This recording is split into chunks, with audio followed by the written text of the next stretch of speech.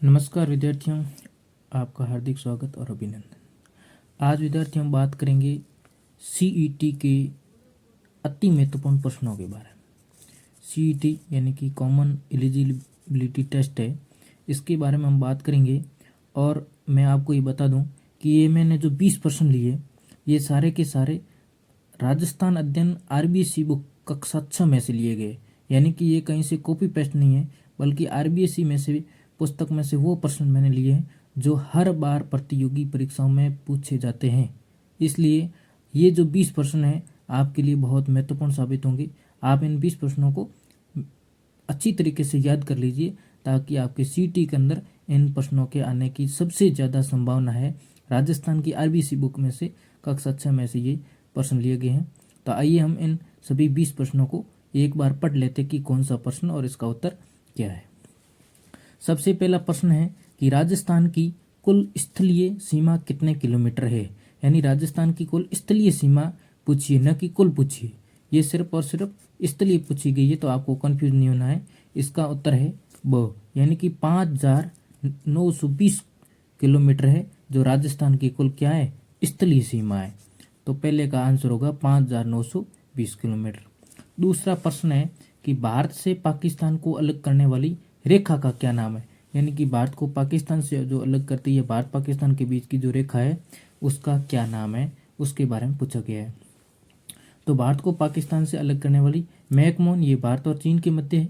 Durand रेखा, ये भारत और अफगानिस्तान के बीच है। पाक जल संधि, ये भारत और श्रीलंका के बीच में। तो भारत और पाकिस्तान के मध्य जो रेखा है उस रेखा का नाम है रेड क्लिफ रेखा।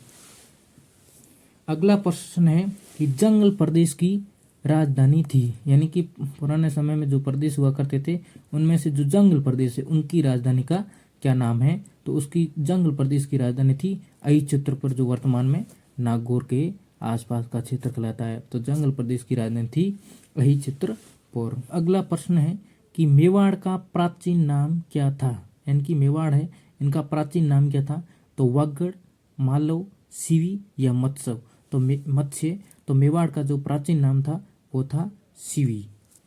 अगला प्रश्न है कि पृथ्वीराज विजय पुस्तक के लेखक कौन है। यानी पृथ्वीराज विजय बहुत इंपोर्टेंट पुस्तक है, इस पुस्तक के लेखक कौन है। नयन चंद्र सूरी, पद्मनाभ, जयानक या सूर्यमल मिश्रण। तो पृथ्वीराज विजय पुस्तक के जो लेखक है वो है जयानक। आपको याद रखना है कि जयानक है, उन्होंने पुस्तक लिखी थी पृथ्वीराज विजय। अगला प्रश्न है कि कालीबंगा किस जिले में स्थित है। कालीबंगा जो सभ्यता हुई थी वो सभ्यता वर्तमान में किस जिले के अंदर है। श्री गंगानगर, बीकानेर, हनुमानगढ़ या चूरू। तो कालीबंगा जो सभ्यता है वो वर्तमान में किस जिले के अंदर है, हनुमानगढ़। तो इसका आंसर सही होगा हनुमानगढ़। अगला प्रश्न है कि धूलकोट किस सभ्यता का स्थानीय नाम। ये बहुत इंपॉर्टेंट है कि धूलकोट है ये किस सभ्यता का स्थानीय नाम है। यानी स्थानीय भाषा में किस सभ्यता को धूलकोट के नाम से भी जाना जाता है, ये प्रश्न भी आया हुआ है। तो कालीबंगा, गणेश्वर, आहाड़ या बालाथल। तो आहाड़ जो सभ्यता है इसको स्थानीय भाषा में धूलकोट कहा जाता है, ये प्रश्न भी एग्जाम में आया हुआ है। अगला प्रश्न है कि बालाथल सभ्यता किस जिले में स्थित है। यानी कि जो बालाथल सभ्यता है वो किस जिले के अंदर, जिलों का भी पूछा जाता है कि कौन सी सभ्यता किस जिले में है। तो बालाथल किस जिले में, भीलवाड़ा, सीकर, उदयपुर या जयपुर। तो इसका आंसर सही होगा उदयपुर के अंदर है। किस जिले के अंदर है, यानी इसका आंसर सही होगा उदयपुर। अगला प्रश्न है कि अशोक का भाब्रू शिलालेख निम्न में से कहाँ प्राप्त हुआ। ये भी इम्पोर्टेंट है कि अशोक का जो भाब्रू शिलालेख है वो किस सभ्यता के अंदर या कहाँ पर प्राप्त हुआ है। बैराठ, गणेश्वर, आहाड़ या बालाथल। तो जो अशोक का भाब्रू है शिलालेख है वो बैराठ के अंदर प्राप्त हुआ। कहाँ पर प्राप्त हुआ, बैराठ के अंदर प्राप्त हुआ। अगला प्रश्न है कि 1935 ईस्वी का भारत सरकार अधिनियम कब लागू हुआ। तो 1935 का जो भारत सरकार अधिनियम था वो कब लागू हुआ, 1 मई 1937 को, 1 अप्रैल 1937 को, 1 अप्रैल 1935 को, 1 मई 1935 को। तो ये जो लागू हुआ था वो हुआ था 1 अप्रैल 1937 के अंदर। कब हुआ, अधिनियम तो 1935 का था, लेकिन जो लागू हुआ था वो 1 अप्रैल 1937 का। अगला प्रश्न है कि राजस्थान की प्रथम विधानसभा के लिए चुनाव कब हुआ? यानी कि राजस्थान की जो प्रथम विधानसभा के चुनाव थे वो कब हुए? 1950, 1952, 1954 या 1955? तो राजस्थान की जो प्रथम विधानसभा थी उनके चुनाव हुए थे 1952 के अंदर। कब हुए? 1952 के अंदर। अगला प्रश्न है कि राजस्थान के प्रथम निर्वाचित मुख्यमंत्री कैसे मुख्यमंत्री राजस्थान के जो प्रथम निर्वाचित मुख्यमंत्री थे वो कौन थे? हीरालाल शास्त्री, टीकाराम पालीवाल, गोकुलभाई भट्ट या जय नारायण व्यास? तो राजस्थान के प्रथम जो निर्वाचित मुख्यमंत्री थे वो थे टीकाराम पालीवाल। कौन थे?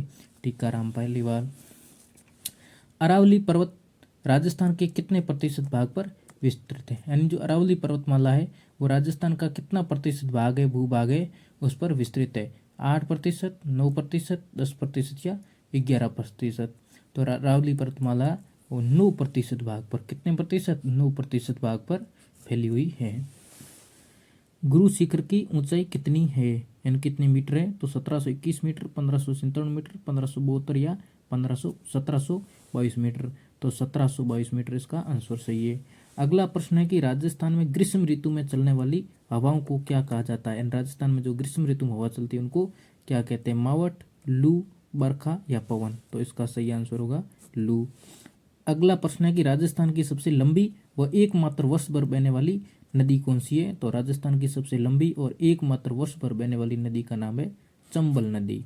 अगला प्रश्न है कि पूर्णतः राजस्थान में बहने वाली सबसे लंबी नदी, इसमें और इसमें जो अंतर है कि ये पूर्णतः राजस्थान में बहने वाली सबसे लंबी नदी है, तो इसका सही आंसर होगा बनास नदी।